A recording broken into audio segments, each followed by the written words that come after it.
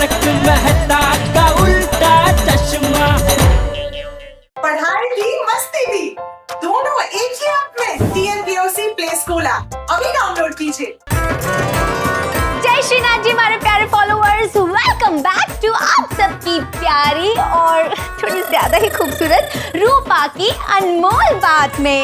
तुम्हारे प्यारे फॉलोअर्स, आज मैं आपको जो बात बताने वाली हूँ वो आप अपने दुपट्टे या अगर साड़ी पहनते हैं तो साड़ी के पल्लू में ऐसे कस के गांठ बांध लीजिए। आज की अनमोल बात ये है कि अपने पति और पतंग को हमेशा कंट्रोल में खींच कर रखें। और अपने पति को कैसे कंट्रोल में रखेंगे? उनका मनपसंद खाना बनाकर। ये नुस्खा आप भी अपने पति पर जरूर आजमाएं। और हाँ, एक खास बात, होली का त्योहार आने वाला है तो अभी से आप सभी को हैप्पी होली। होली की ढेर सारी शुभकामनाएं।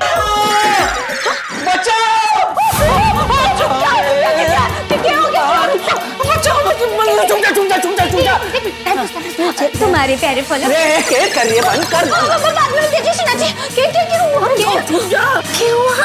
हमला हुआ है रुपली हमला। कौन आया? डॉन आया डॉन। डॉन? एक नहीं दो डॉन।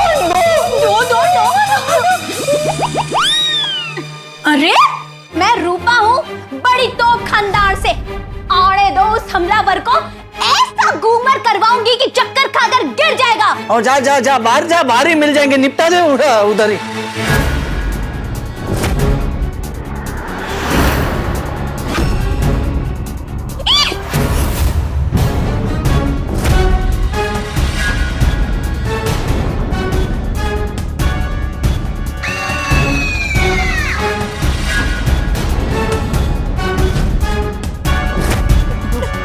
नीचे निपटा कर नहीं आ सकते थे, अब हमलावर मुझ पर भी हमला करेंगे। क्या हुआ? बड़ी तोप की बारूद खत्म हो गई?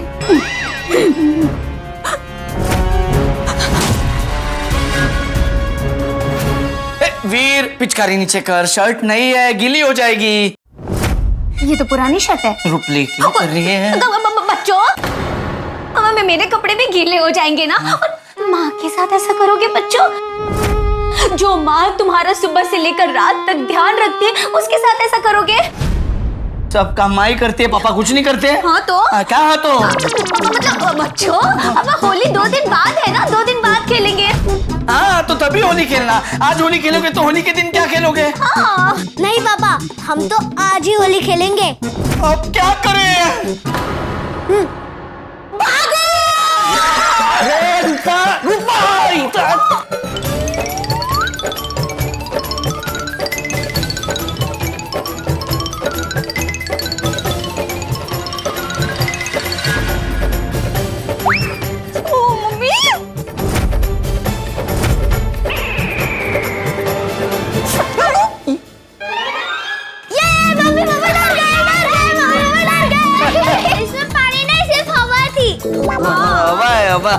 बंसरी, मम्मी पापा को डराने में जो मजा है वो पानी उड़ाने में नहीं है। हाँ।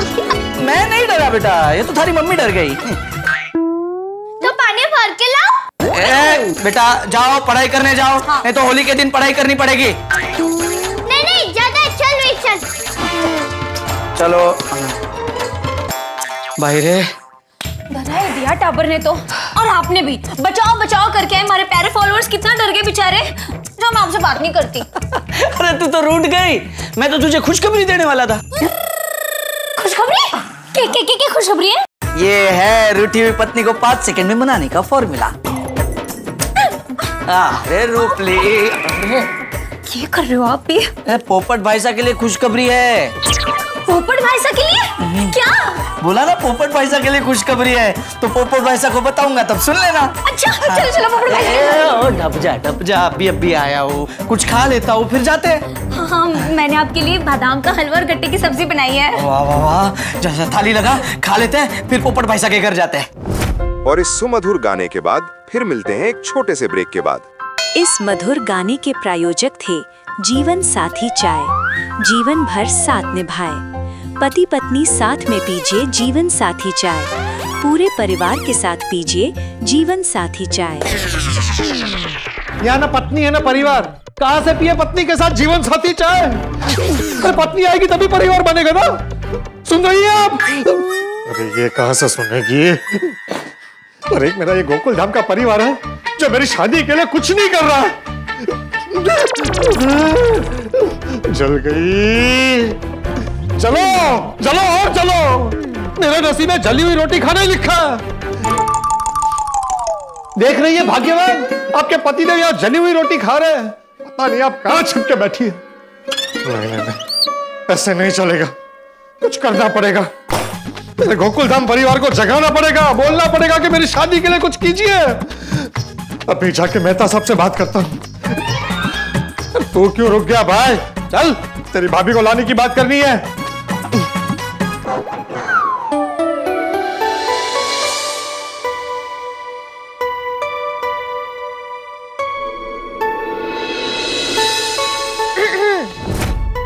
अरे आप जब से आए तब से कुछ लिख रहे हैं, बताइए ना क्या लिख रहे हैं? है कुछ खास। अच्छा, तो फिर बताइए, मुझे जानना है। जाने दो अंजलि, तुम नहीं समझोगी, मेरी भावनाओं की तरह। अच्छा, हाँ, दुनिया में ऐसी कोई चीज नहीं बनी है जो एटीएम को समझ में ना आए। दिखाइए। अरे नहीं दिखा सकता। तारक, आप जब भी कुछ लिखते हैं तो हमेशा मुझसे सलाह लेते हैं, मुझे दिखाते हैं। अंजलि ये देखो, आज मैंने ये लिखा है। अंजलि मैंने ये लिखा है, बताओ कैसे लिखा है? ऐसी कौन सी चीज लिखी है आपने? दिखाइए। अरे नहीं दिखा सकता क्योंकि ये तुम्हारी समझ के बाहर है। ओके, दिखाइए ना। अरे अंजलि, अगर तुमने पढ़ लिया ना तो तुम्हें खुद पे अफसोस होगा कि तुमने क्यों पढ़ा। अच्छा, अब तो मुझे इसे पढ़ने से दुनिया की कोई भी ताकत नहीं रोक सकती। मैं इसे पढ़कर ही रहूंगी। दिखाइए। रुकिए रुकिए। अच्छा बच्चा, रुकिए। अरे अंजलि, क्या अंजलि, थोड़ा ध्यान रखो ना, लग गई ना चोट। वो तकिया तो ना सपोर्ट के लिए। हाँ। चीटर, रुक। Everything is better now. रुको। अच्छा ठीक है, पढ़ना है ना पढ़ लो, लेकिन अगर पढ़ने के बाद समझ ना आए और अच्छा ना लगे तो इसमें मेरी कोई गलती नहीं है। Thank you.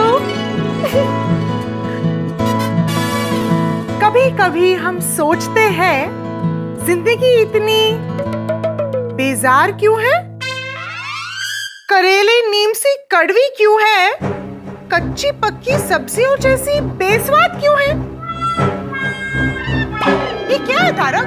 इसे पढ़कर तो ऐसा लग रहा है जैसे आप मेरे साथ बहुत दुखी हैं। नहीं अंजलि, ये तो बस ऐसे ही लिखा है। झूठ मत बोलिए, जो आपने लिखा है उसे पढ़कर तो ऐसा ही लग रहा है। टप्पू, ऐसा लग रहा है हम गलत वक्त पर यहाँ पर आ गए। हाँ चलो फ्रेंड्स, हम लोग निकलते हैं। टप्पू सेना, रुक जाइए। आप लोग बिल्कुल सही वक्त पर आए हैं।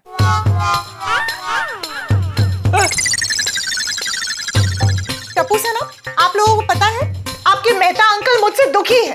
मेहता अंकल? अंजलि आंटी, अभी क्या बोल रहे हो? सही कह रही हूँ मैं। इनका दर्द इनकी कविता में बयां हो रहा है। अंजलि, मैंने कहा ना, ये कविता तुम पर नहीं, जेनरिक है। जेनरिक नहीं है, ये पर्सनल है। इस कविता का हर शब्द चीख चीख के मेरी तरफ इशारा कर रहा है। आप लोग भी पढ़ो तो पता चलेगा आप लोगों को। लो मैं पढ़ता हूँ। गोगी, अंकल आंटी की पर्सनल कविता हम कैसे पढ़ सकते हैं? ओ टप्पू, पर्सनल नहीं है, जेनरिक है। लाओ मैं पढ़ता हूँ। कभी कभी हम सोचते हैं कि जिंदगी इतनी बेजार क्यों है। बाबा, आगे तो सुनो। करेले नीम सी कड़वी क्यों है? कच्ची पक्की सब्जियों जैसी बेस्वाद क्यों है?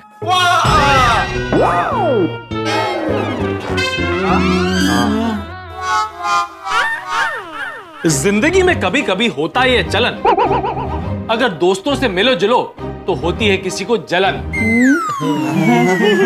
अब इसका मतलब क्या हुआ? किसको जलन हो रही है?